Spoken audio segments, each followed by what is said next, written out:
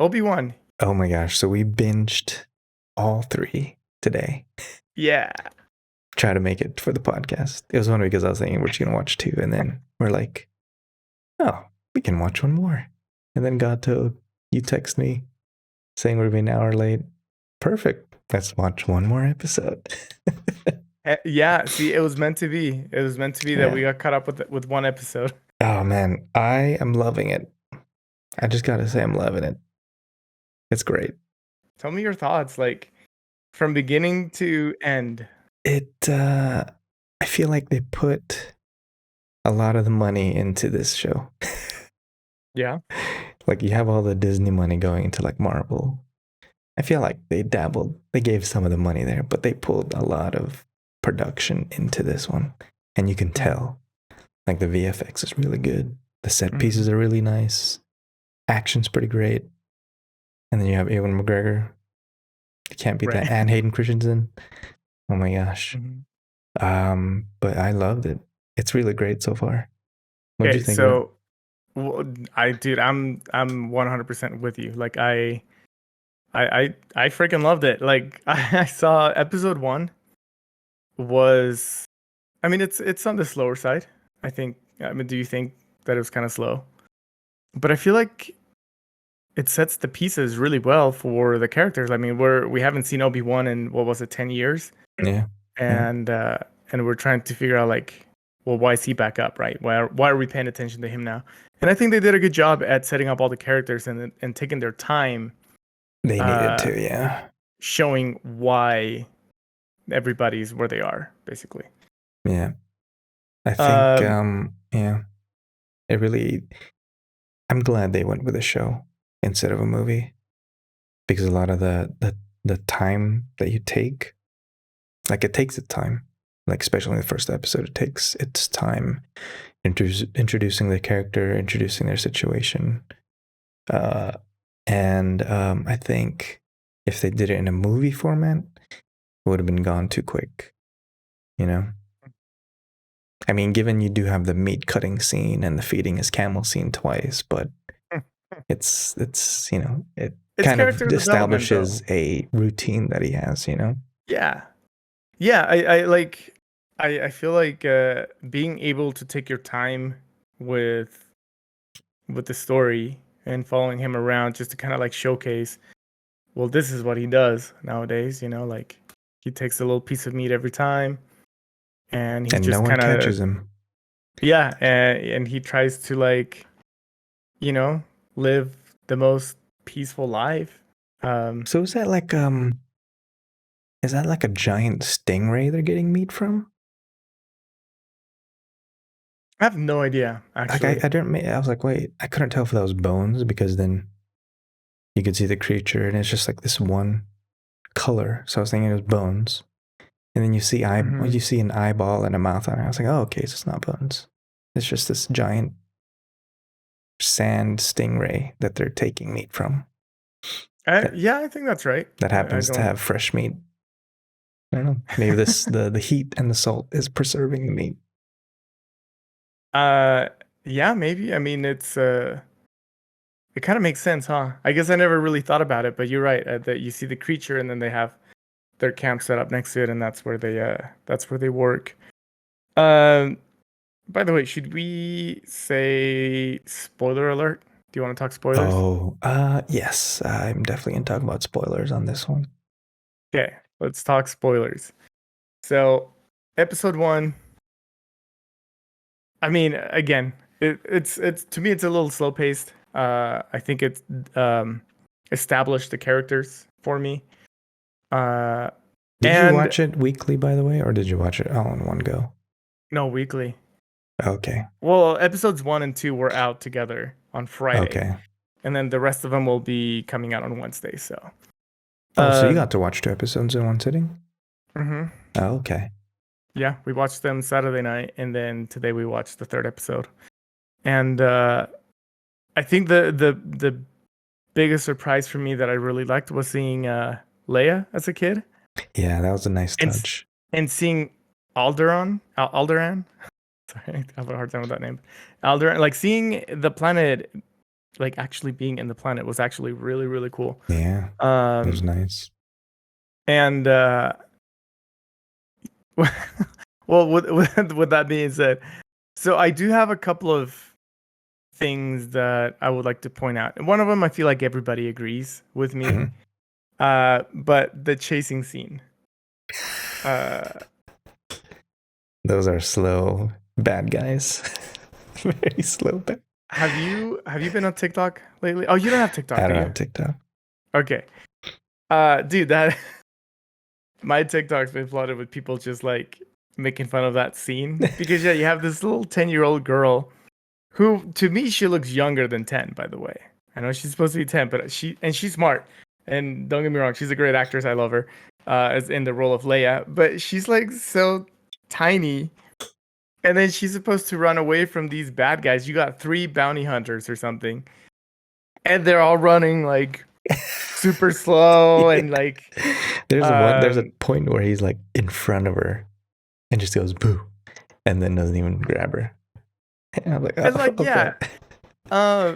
Dude, I understand that we're trying to show what she's like as a kid so that we see the fierce woman that we see as Princess Leia later on. But come on, there's so many other ways that you could show that. I know. And I feel like that was a bit of a fail. Not a bit. It was a fail, in my opinion, and it was really funny.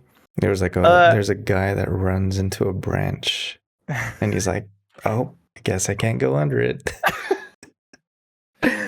like if you're chasing someone, you could probably just like push it, shove it, or whatever, like run through. It's a branch. It's not the actual tree. I'm sure they It had was to. I mean, he was a kid, so you can't really. I don't know. I wonder if there's a child law probably or what did you? something. I don't know. You can't really do that much when there's a child actress involved. Maybe it's Maybe a a force was possibility. probably not the best choice. That's what I'm saying is like if there's like restrictions, if there's like caution that you need to take, but you want to show that she's rebellious, do Or it a different way. it could have been better if it was like in a place that she's familiar and she knows all these hiding spots and all these traps, kind of like a Home Alone type of thing, you know? Mm-hmm. At least that would have been more believable. Yeah. But a forest was probably not the best choice. Yeah, well, it's like we see that she goes to the forest a lot, so yeah, okay, sure, she does know the forest is where she spends her time, but it's not the best. You're right, it's not the best setting for her to be able to do Do a what she chase scene, supposedly did. yeah. It just wasn't believable. It was kind of Yeah. cheesy. Uh, I didn't really like it, but I get what they're going for, so I'm gonna let it slide. Um, Was she like I have questions. Is she a very outdoorsy person in the original trilogy? um, I don't think she's shown as outdoorsy. I think she's just very assertive and very like sassy and like just fierce. I don't know how else to describe her. Like if you ask me how to describe Princess Leia, I'd be like she's a fierce woman. Like Here's okay. This is probably an unpopular opinion. I what how is she fierce? I, I don't well, really that's what I'm saying. remember even in the old trilogy or even in the new trilogy she does anything that's Well, okay, the new I trilogy mean not so much, I mean the but force flying, but whatever. Yeah. Mary Poppins. We don't talk about Mary Poppins Star Wars here. Um, let's see. I think Like there was sorry, there's like because it kept bugging me, especially the part where they're in the safe house, right? mhm. And then Tala was like, "Oh, she's a feisty one," and then Obi-Wan was like, "Yeah, she is. She's gonna be." And then I'm like trying to imagine the movies. And I'm like, what scenes was she actually fierce in? So okay, yeah, I get your point. Looking back at the original trilogy, I think they're just trying to show that she. I mean, when you think of a princess, very seldom do you think of like a warrior princess kind of thing, right? Unless True, you're true. directly saying warrior princess.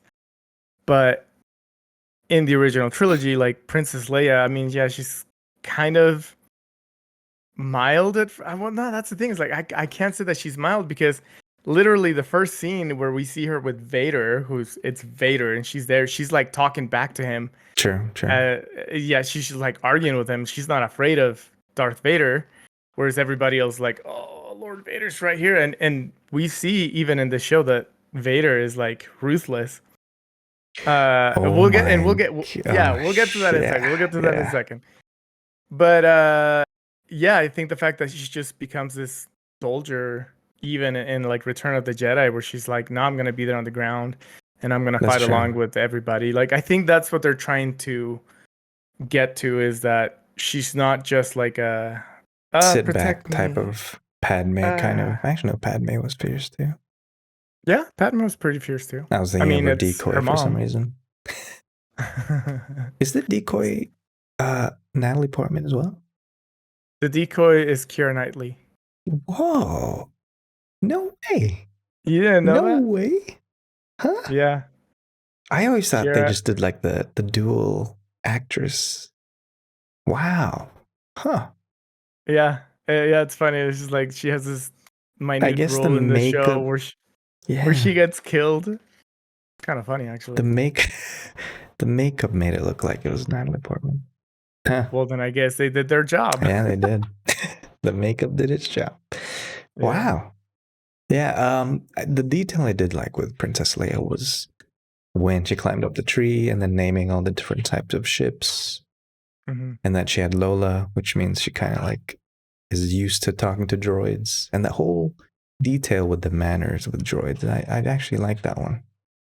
Hmm. I don't know why I liked it. It was like because we think about do we say thank you to our Google assistants? Do we I actually mean, say thank you to our RoboVax and stuff? I Like the I kid make don't. a good point about it. Why are you gonna say thank you to a robot?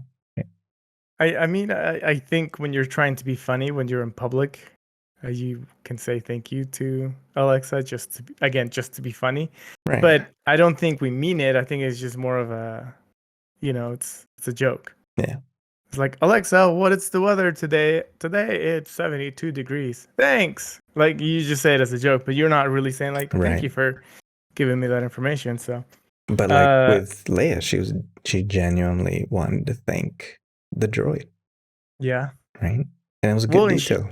she treats her little droid Lola as a pet. Right. Yeah. Like that's how I felt with it. And I'm like, I don't even feel like Anakin or Luke felt like that with R2 and 3P. Well, maybe R2D2 a little bit, Yeah, I don't think so. Yeah, I feel like it's a little different.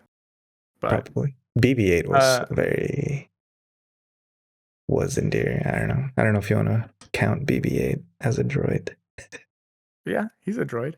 because it's in He's a the new brown trilogy. Mandarin droid. Okay, and then moving on to episode 2. What happened in episode 2? Oh no, It's all this is when blurred he now. this is no, episode 2. So episode 2 has a bunch of cool stuff in it. So one, we get a clone asking Oh, that for was a credits. cool detail. And it was oh my goodness, why can't I think of his name? Morrison Tak Tak what The is New his name? Zealander guy. Yeah. Nah, Oh that man. was a really cool um like a detail of like, okay, so this is what's happened to the clone troopers. Yeah. So Tamura Morrison. Tamura? Tamura? Tamura. I think that's his name. Correct me if I'm wrong. If I'm saying it wrong, please let me know. I don't like mispronouncing names. There's a YouTube video. It's called Obi-Wan meets the hobo clone trooper. The Hova clone trooper.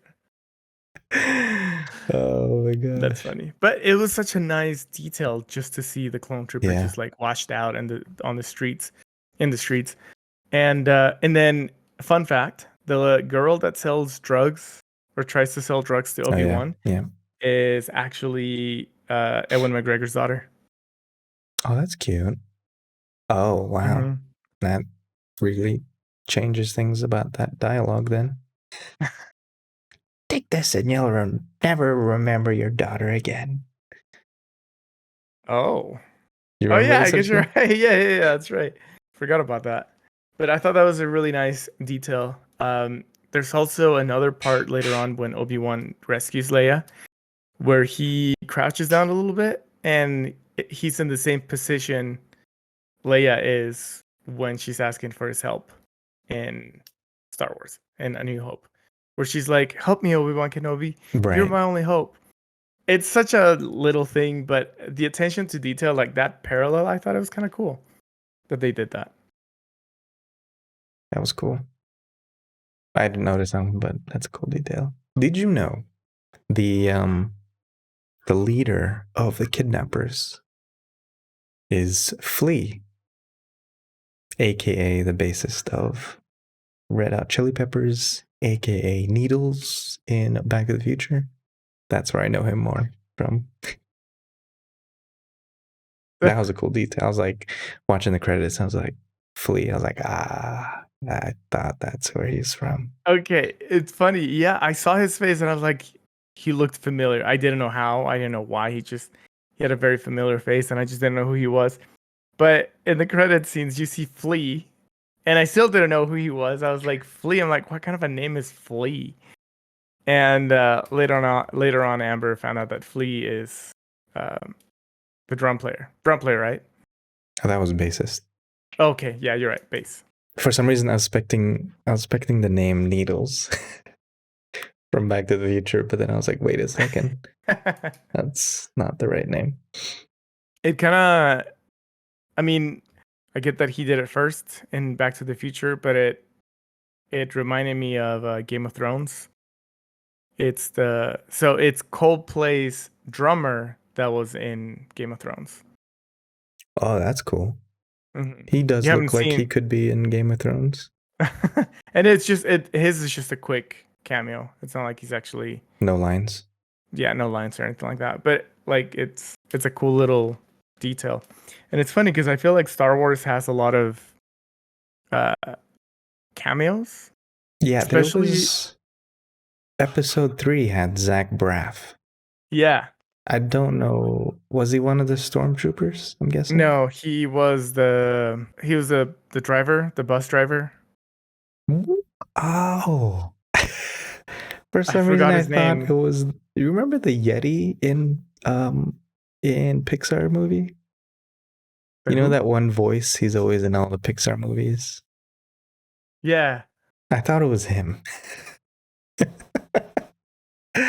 That's who I thought. He's the Yeti, he's the big Oh, semi yeah, truck yeah, yeah. in Cars.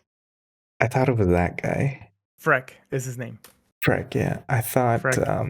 let's see, the voice of the guy, John Ratzenberger. I thought it was him because it sounded like him. But wow, Zach Braff. Huh. Doesn't even sound like him. I know. It's a nice surprise though.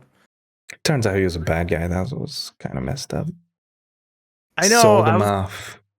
I was kind of hoping that he would be a good guy in the end, Yeah. just like a guy that's posing as a bad guy, but it's a really good guy, kind of thing. But then we get that from Tala, who is an officer, and then she has a conscience, and then she's like, I thought the Empire stood for something, but then I found out that they don't. Find out what they do, and I decided that this is not what I want to do, so I'm gonna Yeah. help the good guys. And I think that's kind of cool because I think it's cool to go in depth with the characters and kind of like bring balance to that black and white, so that it's not so black and white. And I love that. That's the main reason I love Rogue One, because Rogue One shows the how dirty it is, behind the scenes, so to speak.